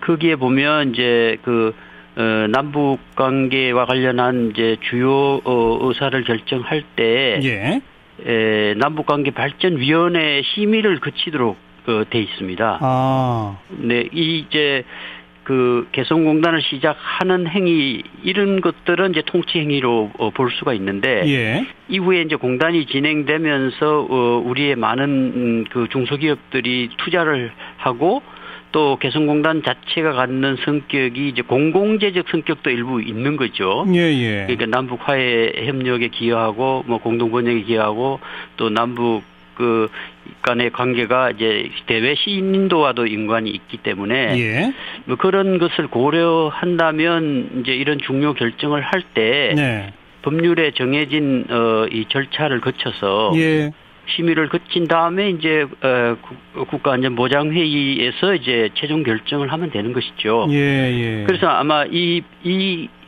절차를 통과하지 않고 아니에요. 여야가 다 합의한 법안들. 맞습니다. 무쟁점 법안. 그게 이제 32개 법안이 있고 최재형 감사원장 후보자, 안철상 민유숙 대법관 후보자 임명 동의안. 이것도 청문회하고 야당도 이 사람들은 괜찮다. 청문 보고서 다 채택한 사람들입니다. 근데 이걸 처리를 못하고 있는 거죠. 그러니까 다 합의된 건데 왜 못하는 거예요? 이게 상당히 이상한 일인데요. 이게 싸우는데 왜 싸우냐 이러는 격인데 개헌 특위하고 연동이 되는 거예요. 개헌 특위가 연말로 활동 시한이 끝나는데 이걸 연장하느냐 마느냐 그거. 그런데 이것도 전부 다 연장에 동의 다 하고 있습니다. 근데 이제 그 문구를 민주당은 2월까지는 개헌안을 마련한다. 개헌 특위 연장 안에 이거 넣자는 거고 자유한국당은 2월까지라는 말 넣지 말고 조속히 마련한다. 이렇게 하자는 거예요. 2월까지와 조속히라는 그 글자 차이. 그렇죠. 그게 그렇게 중요합니까? 자, 그러니까 민주당, 국민의당, 바른정당, 정의당 등은 자유한국당도 원래는 그랬는데 지방선거 때 개헌하자는 거예요. 하자고 해도 될지는 모르겠지만 자유한국당은 그렇게 못한다는 거 아닙니까? 홍길표 대표 이후로. 그럼 자유한국당을 빼고 하면요? 물리적으로는 가능하죠. 과거에 그렇게 많이 했지 않습니까? 정세균 의장도 정족수가 되면은 본회의 소집할 수 있다 이러는데 이건 국민의당이 반대예요. 국민의당이 그건 또 왜 반대예요? 일단 뭐 한나라당 패싱을 하는 게 옳지 않다. 한국당 패싱. 자유한국당 110여 석이나 되는데 여당이 설득을 해서 데리고 와라는 것이고 이 좀 속내를 들어보면은 민주당이 한국당을 패싱하고 민생법안 감사원장 대법관 인사를 처리하자는 것은 내년에 있을 개헌 논의를 꼬이게 할 우려가 있다. 김동철 원내대표가 이렇게 말했어요. 개헌 논의를 꼬이게 한다. 이게 무슨 말이냐면은 지금 법안 처리하고 별개로 만약에 자유한국당 전체가 당론으로 반대하면 개헌은 안 됩니다. 안 되죠. 100석이 넘으니까. 과거 탄핵 투표하고 유사한 이거는 형국이거든요. 구조가. 자유한국당도 다 끌어들이든지 쪼개내든지 그래야 개헌이 가능한 거거든요. 김동철 원내대표는 사실은 그 이야기를 하고 있는 거죠. 이렇게 내몰아버리면은 당론으로 아예 안 하는 쪽으로 갈 거다. 그러면 개헌은 지금부터 물 건너간다. 이런 거죠. 그 개헌 투기랑 별개로 합의된 무쟁점 법안만 처리하자. 이게 또 안 됩니까? 우원식 원내대표가 지금 그 이야기를 하고 있어요. 근데 이제 자유한국당에서 못 받으는데 저는 그게 합리적이라고 생각하는 게 자유한국당 입장에서도 그렇습니다. 아까 자유한국당이 반대하면 개헌 안 된다고 했잖아요. 그러니까요. 개헌 특위조차도 자유한국당이 안 들어가고 반대하면은 이게 이루어질 수가 없어요. 그렇죠. 그러니까 지렛대는 자유한국당이 가지고 있는 거거든요. 그러니까 이게 합의한 법안 처리를 동참한다고 해서 예를 들어서 여당이 이렇게 나몰라라 하고 버틸 수가 없는 사안이거든요. 이거는. 그렇죠. 지금 대통령이라든지 청와대에서는 개헌하겠다라고 하니까 오히려 자유한국당이 좀 강자 입장에 서 있기 때문에 법안 처리는 해줘도 된다는 거죠. 어찌 됐건 여야 원내 지도부가 계속 물밑 접촉을 하고 있는 것 같으니까. 사실상 내일 하루지 않습니까? 주말이니까. 본회의 열릴지도 모르겠습니다. 각 당은 어쨌든 의원들한테 외유 나가지 마라. 지방에 멀리 가지 마라. 서울 주변에 다 있더라. 대기시켜놓고 있는 상황입니다. 저는 열릴 거라고 봐요. 저도 그렇게 기대합니다. 그래서 무쟁점 법안은 통과시킬 거라고 봐요. 그러기를 기대해야죠. 수고하셨습니다. 감사합니다. 윤태곤 실장이었습니다. 시사잡기 1부 마치겠습니다. 잠깐 뉴스 들으시고요. 7시 5분에 다시 뵙죠.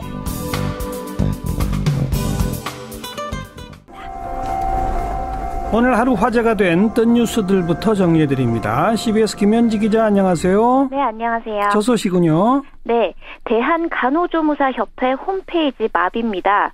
간호조무사 자격 신고가 당장 사흘 뒤 마감된다는 소식에 접속자들이 폭주한 건데요.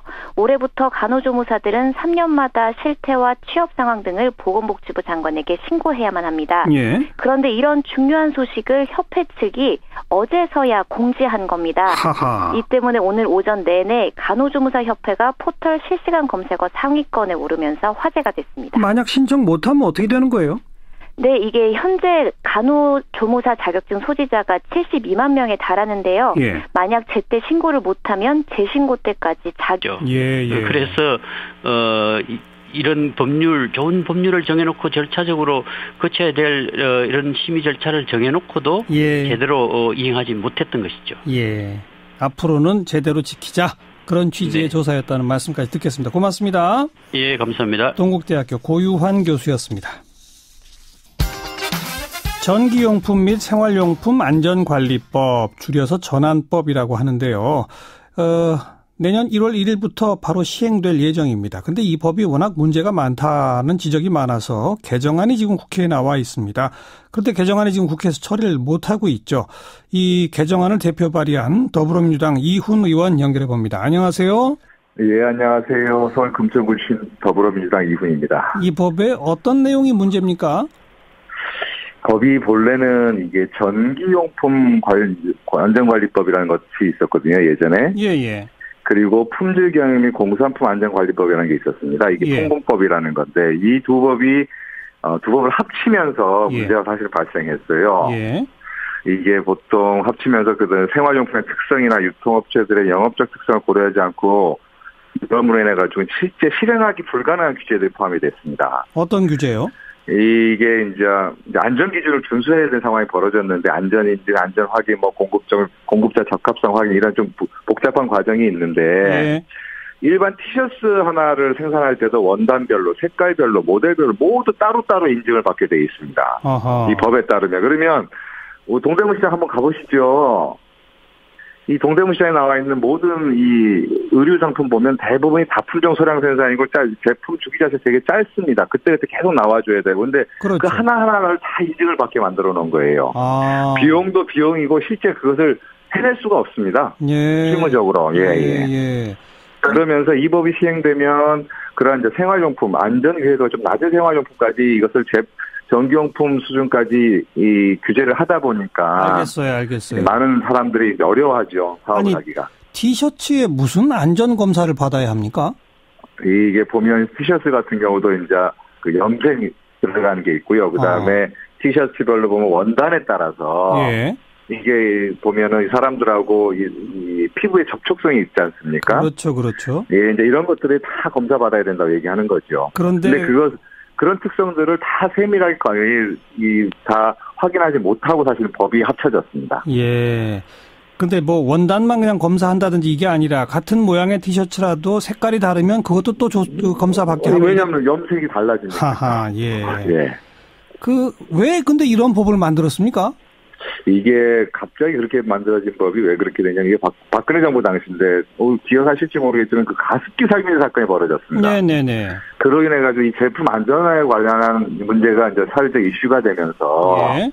이걸 정비하는 과정에서 관리 체계가 유사했던 전기용품 관련, 아까 말씀드렸던 전기용품 안전관리법하고, 예. 일반 생활용품까지 포함되어 있던 이 품본법을 합체했어요. 그러면서 전기용품 수준으로 해버렸다? 어려워진 거죠. 그러면서 이 의견 수렴을 다양하게 못했고 업체들 역시도 심각하게 고민이 없었던 것도 사실이고요. 네. 그러면서 안전이 강조된 상황에서 정부 말만 듣고 사실은 그 당시 19대 국회에서도 별 의심 없이 이 법이 통과돼 버린 거죠. 네. 그 당시 이 법 만들 때 담당 부서 장관이 국회에 와서 사과까지 했다면서요? 와서 사과하신 게 아니고요. 그분이 지금 한국 자유한국당 의원이신데 지금 법사위원이세요. 예. 법사위에서 이 법을 이제 저희 상임위에서 통과되고 나서 법사위에 넘어갔는데 법사위에서 이 법을 통과시키면서 본인이 이제 신상 발언하시면서 자기가 당시 지경부 장관이었다 이 법을 총괄하던. 예. 그러면서 사과를 하셨던 걸로 저도 전해 들었습니다. 그 정부도 문제지만 당시 꼼꼼히 안 챙긴 여야 의원도 다 책임이 있는 거군요. 예, 어찌 보면 그 책임은 자유로울 수는 없죠. 그래서 어떻게 개정하자는 겁니까? 개정안 자체는 전부 얘기들이 좀 어려운데 현행 전환법 대상 제품은 모두 사전 인증 받아야만 유통하고 판매가 가능합니다. 예. 그래서 거기에 따른 인증 비용, 인증 기간, 납품 지연 등 문제가 발생하는데 저희들은 이제 그 중에서도 유해도라고 합니다. 그러니까 안전에 크게 이상이 없을 만한 제품들, 낮은 제품들 같은 경우는 안전기준 준수 대상 제도를 신설하는 겁니다. 현재 법상에는 안전인증, 그러니까 제일 높은 수준의 안전인증 부분이 있고요. 중간 정도 수준의 안전 확인이 있고 마지막에 공급자 적합성 확인이 있는데 이것을 안전기준 준수 부분을 하나 더 만드는 거죠. 해가지고 대부분의 이제 일상적인 생활용품은 이런 안전 기준만 준수하면은 제품을 제작 판매할 수 있도록 하는 겁니다. 그 외에도 이제 구매 대행이나 병행 수입 같은 경우도 그 업체 특성을 고려해서 특례 조항이나 의무 조항을 부과하면서 이게 이제 가능할 수 있도록 만들어준 거죠.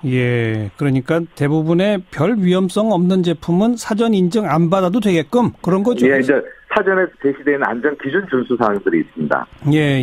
그것만 본인들이 안전 기준 준수를 하면은 다 판매할 수 있도록 하는 거죠. 제작하고 판매할 수 있도록. 그랬다가 이제 나중에 그 기준을 지키지 않은 것이 드러나면 거기에 대해서는 정확하게 이제 처벌하고. 처벌하고요. 네. 그 개정안에 대해서는 지금 여야 별로 견해 차이가 없는 거 아닌가요? 변의 차이가 없습니다. 그래서 저희 산업위에서도 통과가 됐고 법사위에서 통과가 됐죠. 그래서 본회의 부의된 상태입니다. 현재는. 그런데 이게 본회의 처리가 안 되면 기존의 그 법이 그냥 1월 1일자로 시행된다 이거죠? 그렇죠. 그렇게 시행되면 어떻게 됩니까? 시행되면 이게 이제 이 법에 보면은 처벌 규정이 좀 강하게 돼 있습니다. 잘못한 제일 강한 것은 3년 이하의 징역, 3천만 원 이하의 벌금, 내지는 300만 원 이하의 과태료까지 물게 돼 있는데, 그러니까 이제 이 소상공인들이나 중소상공인들이 전부 다 우리 범법자 만들겠냐 이렇게 얘기하시는 거죠. 그래서 실제는 반드시 통과돼야 된다. 그래서 이 법에 문제가 있다는 게 이미 알려졌고 그래서 올 1년 동안 이것을 법을 유예해 왔습니다. 유예하면서 이제 개정안을 만들 수 있도록 노력을 해왔던 거죠. 그래서 그게 이제 올 12월 31일부로 이제 유예 기간이 끝나는데. 알겠습니다. 개정안 통과를 못 시키더라도 또 1년 유예라도 해놔야 될 텐데 그것도 아무튼 국회에서 처리해야 되는 거죠? 또 처리해야 됩니다. 그럴 바에는 그냥 개정안 통과가 낫겠네요. 낫죠. 자유한국당도 반대 아니라고 그러셨죠? 자유한국당도 이 법에 반대 안 하십니다. 그럼 어떻게 내일이라도 본회의에서 처리될까요? 하다못해 그래서 저희 산업자원통상위원회 우리 위원장이신 장병 위원장이 원포인트 국회라고 해서 이거라도 통과시켜줘야 된다라고까지 말씀을 하셨거든요. 국민의당 의원이신데. 근데 이게 지금 현재 본회의에 부의되어 있는 31개 법안 정도 있을 겁니다. 법사위 통과된 게. 그것하고 지난번에 인사청문회 통과돼가지고 의결됐던 이 인사 안건들도 있어요. 맞아요. 다 여야 합의로 올리는 거거든요. 본회의 보는데 이 상황을 놓고 지금 국회 운영과 관련한 협상이 진행되지 못하면서 이것이 지금 처리가 안 되고 있는 겁니다. 이 분리를 해줘야 되는데. 알겠습니다. 이 분리를 안 해주시네요. 만약 처리 못해서 내년 1월 1일부터 시행될 때 국회 차원에서 이 영세상인이나 소상공인들 보호할 장치도 없죠? 장치가 없으니까 지금 당장 만약 지금 현재 1월 9일까지 임시국회가 일단 열려 있습니다. 며칠 여유가 좀 있기는 한데 만약 그 정도 상황이라면은 유일하게 할 수 있는 게 법이 안 되면은 단속을 보류하는 정도밖에 할 수 있는 게 없을 것 같습니다. 행정적으로. 단속 보류는 정부가 그냥 할 수 있는 거겠죠? 그렇죠. 이거 우선 이런 이상한 법을 만든 것부터가 문제인데 빨리 그 결자 해지 차원에서 풀어야죠. 빨리 해야 됩니다. 풀어야 됩니다. 그러니까 볼모를 잡을겠다고 했지 민생을 볼모를 잡으면 안 되는 거죠. 수고하셨습니다. 감사합니다. 더불어민주당 이훈 의원이었습니다. 윤태곤 실장 어서 오십시오. 네, 안녕하세요. 올해가 다 가고 있는데 아직도 국회를 연이 많이 하고 있네요. 그렇죠. 과거 기억해 보시면요. 국회 선진화법이 없을 때 12월 31일 이렇게 해가지고 예산안 통과되면서 법안도 수백 개 확 통과되고 그러지 않습니까? 그렇죠. 다 일사천리로. 근데 이제 올해 같은 경우에 국회 선진화법 이후로는 분리가 돼 있어요. 좀 예산안 같은 경우에는 우리가 예전에 여러 번 짚었지만은 법정 시한은 이틀인가 넘겼는데 나름대로 무난하게 됐는데 나머지 법안들이 이제 문제인 거죠. 근데 지금 이 올라가 있는 법안들이 쟁점 법안, 말하자면 여야 의견 대립이 된 거냐? 그것도 이행하지 않는다 하더라도 이게 대한 처벌 규정이 없고 이게 아마 통치 행위와 연관이 있는 것 같고요. 그렇다 하더라도 적어도 이 결정 과정이 절차적으로 좀 투명하게 이루어져야 하는데 국가안전보장회의에서 결정된 것이 아니라 그 이전에 대통령이 이제 결정한 것으로 그래서 그 당시에도 비선 개입설 같은 것이 나오고 그랬죠. 그랬죠. 그러니까 정상적이려면 남북관계발전위원회의 심의를 거치고 NSC 상임위원회에서 의결하는 이게 정상적인 거다 이거죠? 그렇습니다. 근데 그런 거를 다 생략하고 NSC 상임위원회 이틀 전에 이미 대통령이 지시가 있었다. 그거군요. 네, 그렇습니다. 대통령은 왜 그렇게 독단적인 결정을 했다고 보십니까?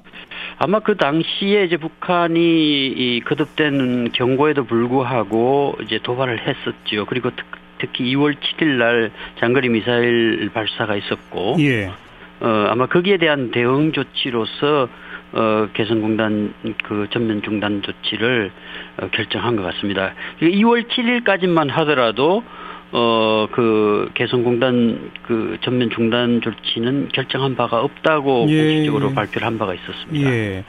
조금 아까 언급하셨습니다만 비선실세 개입설, 최순실 사태 이후에는 최순실이 개입한 거 아니냐 이런 의혹들이 있었는데 그건 확인된 게 없습니까? 그 절차와 관련해서는 청와대 기록물들이 이제 대통령 기록물로 다 이관된 상황이라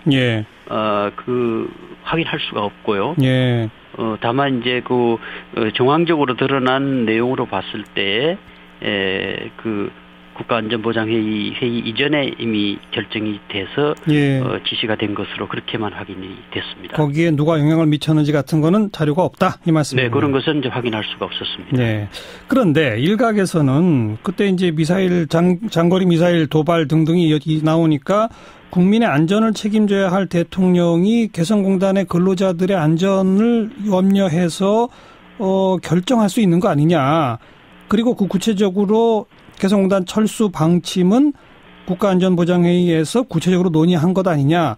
이걸 독단이나 초법적이라고 비판하는 것은 문제가 있다. 이런 지적도 있는데 어떻게 생각하세요? 그 부분이 이제 그 통치 행위라는 쪽으로 이제 예. 그 정당화될 수 있는 이제 그런 논리이죠. 예.